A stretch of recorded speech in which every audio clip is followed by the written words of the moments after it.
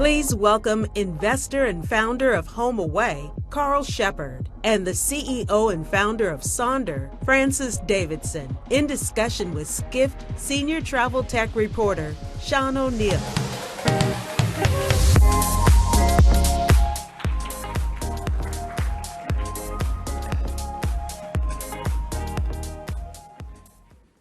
Hello, everybody. Good afternoon. Once again, we're going to have, you can ask questions in the app. Your question will probably be better than the ones that I have, so please feel free to ask your questions. We have a great panel here today. I'm very excited about it because these are two people from two very different segments of the travel industry. They have different views on issues that are of broad relevance to most of the people here. And they are not afraid to call bullshit on things when they feel it's appropriate. So thank you, Francis. Thank you, Carl, for joining us. I guess I would want to start off first with Brian Chesky, who both of you know as the CEO of Airbnb. He spoke on stage last night with our CEO, Rafat.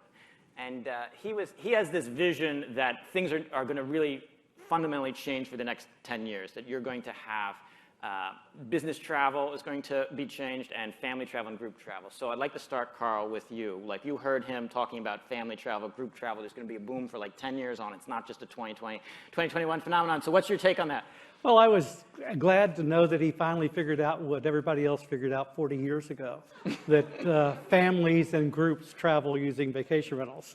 The industry is, in the United States, almost 70 years old. In Europe, it's 120 years old. And it's always been about families and groups traveling together. Okay, so when I heard that, I sort of thought, well, I don't think Airbnb's inventory is that great in vacation rentals. So if he actually thinks that that's the way things are going for the next 10 years, he's going to try to be competing more intensively with maybe with Vrbo and with Booking.com and the others. Like, we've had, there's a company in Germany, Home2Go. It's a price comparison site for vacation rentals, Vacation Finder. They're sort of like trying to bring more. Where do you see online travel searching for vacation rentals shaking out in the near future? That's me or? Okay. You, yeah. I think that Vrbo and Airbnb are dominant. The question for Vrbo is how integrated it will become with Expedia. If I was Expedia, I would leave it separate, but they paid me $4 billion so they can do what they want. And I kind of believe that the consumer is best served by being as close to the provider as possible. I'm not a fan of the Homes2Go model. I had friends that had invested in that, and I told them I wouldn't do it. But I don't think metasearch works that well because the inventory is not standardized enough for metasearch to really be beneficial. Okay. So business travel is something that Sonder is getting more into.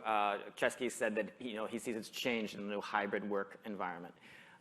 And you traditionally at Sonder have been like at about a 70% leisure inventory, but you're moving more to try to get more business. Tell us, what's your projection of how Sonder wants to anticipate the demographic trends? Yeah, certainly. So historically, we've been 80% leisure travel, actually. But we think that the consistency, the quality that we provide is actually a really strong argument for business travel. And we've announced some really exciting partnerships with the GDS and providers and other kind of B2B relationships that will allow us to increase the share of our revenue that comes through B2B. And I think you're right in pointing out that it's going to be very different. One of the, there's some ways in which there's going to be less business travel, but other use cases are opening up that are very real.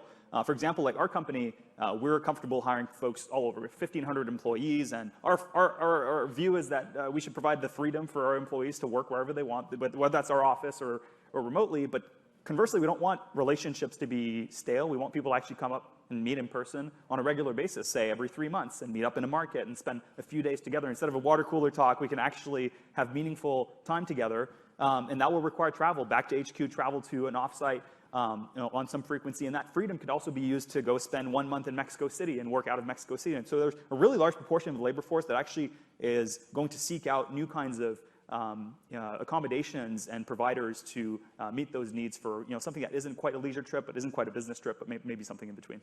Okay.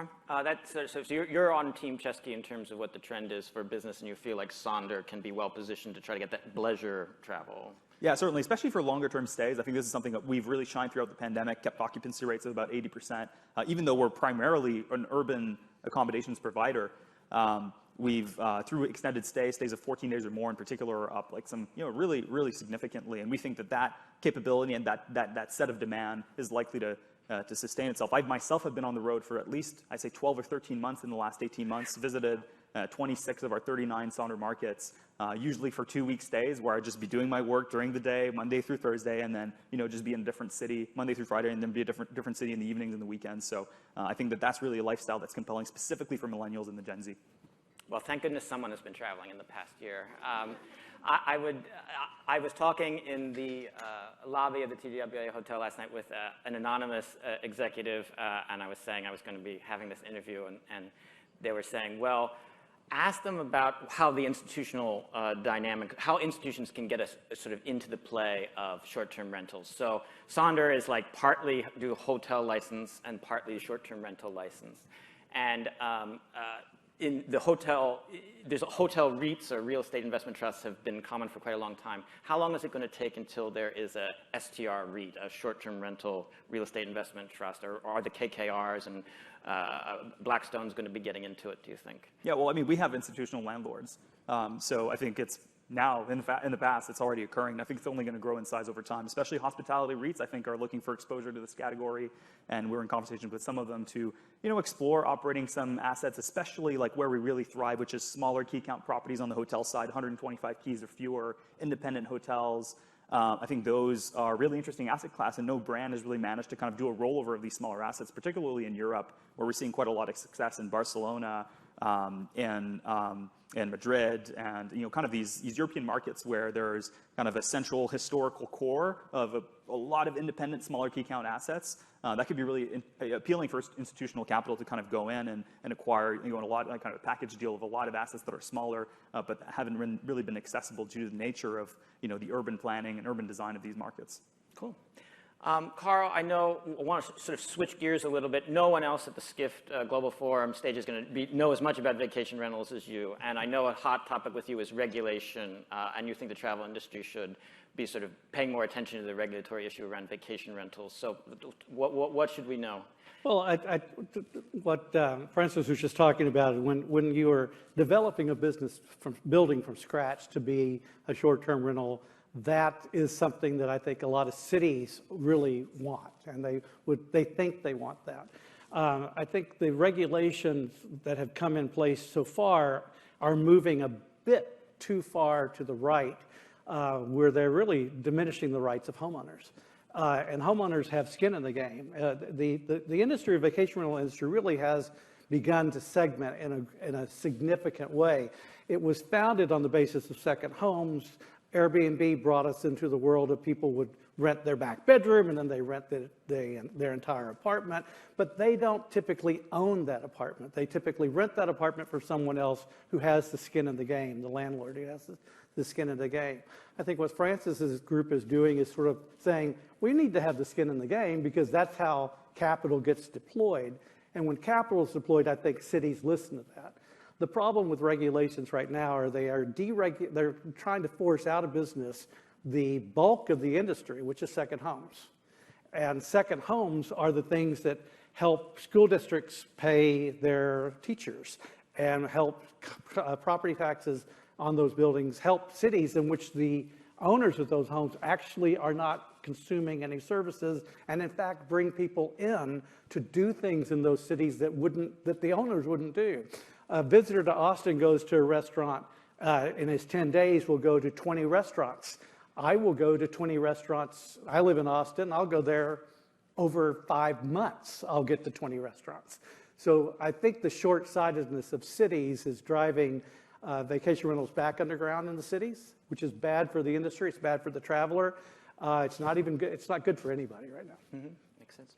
So, Carl, there is a trend in a lot of travel companies going public this year. About a dozen are going public. 5 are doing it via blank check companies known as SPACs, special purpose acquisition companies. Sonder is a classic example. If all goes according to plan with it later this year, it would be a more than $2 billion public listing. So, Carl, what is your take on sort of the wave of all these companies going public? You're a very nice young man. I think SPACs have done something, I think, if you're an old guy, and I am probably the oldest guy in the room, if you're an old guy, you've seen these movies before. And there is a lot of capital chasing the travel industry right now. There's a lot of capital. And when you have a lot of capital chasing things, you have a lot of stupid capital. And I think there's a lot of stupid capital. SPACs are one of the things that help stupid capital go faster. Some of the valuations that I'm seeing for companies I'm familiar with are extraordinary. I don't know how that will be rewarded in the market. The gentleman earlier today who was on screen was talking about the proof is in the pudding after they go public, and they see their values fall. That's not good for anybody. So I am wondering about the valuations that are out there. I think they're very lofty, but that's because everyone's chasing the named companies. They're chasing things that they think are going to be easier for the public to accept, for the public markets to accept. So I would just be leery that every time in my history that I've seen a lot of money chasing something. I saw it in 1998, 99, and we had the 1.0 bust. Anybody remember pets.com? You know, those sorts of things happen when you have stupid capital. Mm-hmm. So, Francis, do you have any take on that? I mean, there's that point. Amazon.com also did come out of that crisis. So, in theory, you could maybe agree with this, even though you think Sonder is going to be the exception. What's your view on the current wave of travel IPOs? Yeah, well, listen, I think the observation is defensible in that I'm not a public markets investor, but I would wager that there are some companies that are overvalued out in the market, and I'd wager that a lot of the capital going to SPACs, might be going towards companies that wouldn't have otherwise had a good shot. But I also believe that there's so many companies that are doing this. There's a lot of advantages for really great companies. I think we've seen some really solid companies go through that path as well and demonstrate that it's a really legitimate way to go public as a company. And so I think some of the most astute investors that we have on our cap table are looking at not SPACs as a category, but really saying, hey, this is actually a really, really good opportunity for alpha generation, because there's a lot of people that are painting all these companies with the same brush. In Q1 it was with euphoria, and now it's with a lot of skepticism. But in reality, there are some businesses that are overvalued and some that are undervalued, and that could be really, really interesting for the investor that's willing to do the work. I think it's incumbent on CEOs and boards of private companies to really ride herd on the valuations that are being brought to them, because they're the ones who, on the day after a transaction is done, have to go in front of the public markets and justify things. So it's really incumbent to not get the most money and the highest valuation. It's to get the defensible valuation. I think everyone still wants that little pop after you go public, because that really does help you through. I've taken 2 companies public. I got the pop on the second one. I didn't get the pop on the first one, and the first one ended up in the hands of Dun & Bradstreet very quickly. So it's just one of those things that boards and CEOs in particular need to never have their glasses have roses in them. They need to be very studious about the valuations they accept. And it may not be that the highest value, the SPAC with the highest value, is the right partner for you. Okay, Carl. So Francis, I first wrote about Sonder in 2018, and I got reaction afterward from an executive who said, "You're just drinking the Kool-Aid, and these companies, when they say they have these, hockey stick projections, you can't believe it." And so now you are going public later this year, and the Wall Street Journal earlier this month had an article, and they had a mixed picture on Sonder, but one thing they said is the company's projecting you're going to have this hockey stick growth, and that revenue in 2025 is going to be about $4 billion. What is your response to sort of that criticism, or why is it that you're the exception? Yeah, but listen, I can understand that extremely high growth is not something we see often, especially in public markets. But in February of 2020, right before the COVID crisis, we were growing revenue 180% year over year. And so it's difficult to imagine that we could get back to that level of growth if you haven't seen our historical performance for how little time we've been around and how rapidly we've been growing. But really, it's kind of a mathematical equation, right? It's as simple as supply aggregation for our business. Our value proposition to our guests is so strong, and the feedback is so good that the only limiter to our growth is really supply aggregation. And in the last 18 months, what we've been doing is building up, priming the pump, and building our base of supply, but not opening it during the pandemic, opening it in the second half of 2021 and to 2022 in particular, kind of avoiding the trough of demand shocks. And so we have extremely good visibility into the forward kind of openings of our properties. We've signed, we have a lot more units that are signed than we have units that are open and live today. And we have a pace of signings that's proven where we have a pipeline where we're adding, call it 1,000 units a month. And with that, 1,000 units translates into $60 million into annual revenue, and these properties are open. And if you do that, 12 months a year, that's $800+ million a year in revenue that is brought through by these properties. And so I think that, with also careful underwriting, making sure that we're looking at comps of properties and saying, hey, our RevPAR, we're not going to be heroic and outperform. We're actually going to do less good than these comp properties. And so if you bring these two things together in the buildup, that we show investors that have decided to go along Sonder are really bullish that there's a lot of upside even to our model, even though the numbers look kind of staggering from a growth perspective. I think the last 18 months of the pandemic has made kind of our trajectory not as clear as it was before. But for those that really click under the hood, they see that the trend is there. Okay. We have an audience poll here. We asked, will short-term rental and vacation rental continue to be as popular post-pandemic? And the overwhelming answer is yes. This was something that came up in the talks earlier today, and you alluded, Carl, to, vacation rental, it's not a 2020, 2021 story. This has been going on. It has had a momentum for many, many years. So on that point, let's move beyond vacation rental and short-term rental. Carl, some people at the conference have been sort of planning off of 2020 rates and 2021 rates. What is your view on that? Well, I'm on the board of a public company in Dublin, and the advice that we're taking to heart is that we can't make any sense of 2019, 2020, and 2021. This is hostile. We don't have to keep it secret. It's hostile world, right? Yeah. There's just no way that you can look at any month in 2020 and extrapolate that month over month next year is going to be a certain way. I think that to this poll question, I'm not sure whether we didn't eat away 5 years worth of growth in vacation rentals, because I coined a phrase a few years ago that it's not alternative when it's preferred. And when you talk to families and friends traveling together, there's no question that vacation rentals are preferred. The pandemic probably sped that up. Now, I don't think you can extrapolate that we're going to have that type of growth again in the coming years. So I'd be very leery if I was the financial officer of a publicly traded company of making any projections off of 2020. Okay. Do you have any views beyond your sector about what you see as trends in travel, how you project what's going to be happening in the future, Francis?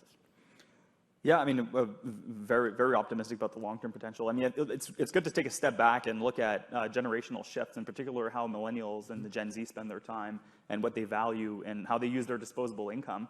And travel remains one of the top things to do. It's Instagram has also made it a social currency. You can kind of share with the world what your experiences are, and there's just like really long-term trends that are at play that I think are going to overpower whatever we're seeing in the short term here. On top of potentially shifting towards a world where there's an increased quantity of remote workers that are looking for places to stay, avoiding the winter, things like that. So feeling really optimistic about demand towards the category, but always with the caveat that like the quality has to be there and the consistency and predictability has to be there. I think especially for such a high risk of failure experience, brands that have standards are going to shine particularly well, and that's really the thesis behind our business. Well, let's build on that. The CEO of Uber was talking earlier with Dennis, and he said that you have to pick your spots, and his suggestion to Vrbo was that you can't be everywhere. You have to be selective. How does that lesson sort of translate to Sonder? How do you sort of try to be selective in your approach to growth? Yeah, I mean, there's a very robust set of criteria to be a Sonder property, like brand standards that are really substantial, brand review committee that I personally sit on and like review every single property. We've really migrated towards a world where now we do almost exclusively entire buildings. So that's an important shift in our evolution. The average key count now is over 100. Across Sonder properties, which means that we're controlling the lobby and we're controlling the elevators and all the little details of things that could go wrong. We say no to the vast majority of properties that are put in front of us, and we really concentrate on areas where the supply is irreplaceable, like in core locations that are really difficult to build into. This is really strategically important for us as well. Offering these top locations that are irreplaceable, like from a competitive standpoint, is also really a great way to make sure that we have these kind of really natural moats. Okay. And that's also going to contribute to why you're going to get a Wall Street Journal article that is critical. It's very difficult to understand that something that they can't model, and they can't model something because only Francis knows what's to be modeled. So it is an interesting thing. Things that are new are hard for established companies to understand, which is why Airbnb exists. It's why it's why Homeaway existed. We came out of a place where nobody had ever put this stuff together before. We put it all together, and lo and behold, the demand went up hugely. So new things are always hard to model. I just would hate to be doing new things in the case, personally, of a public company, because the public markets are horrible to you when you miss a quarter. Okay. Carl, with Hostel World, it's a topic that we don't ordinarily get covered on the big stage, but what is the shakeup? There's been a lot of change in the youth travel market. Where do you see hostels going in the next couple of years? Well, I feel bullish on hostels. Right now, the biggest problem with hostels is just the fact that there are parents, things called parents of young people, and and mom is saying, ain't no way you're getting on a plane and going to sleep in rooms with people you don't know and hang out in bars with people you don't know. I think that pin-up demand, though, is huge. We can see at Hostel World the pin-up demand for travel. I think Rafa was talking about that earlier. So I'm really excited about things that can happen for Hostel World when we come out of this.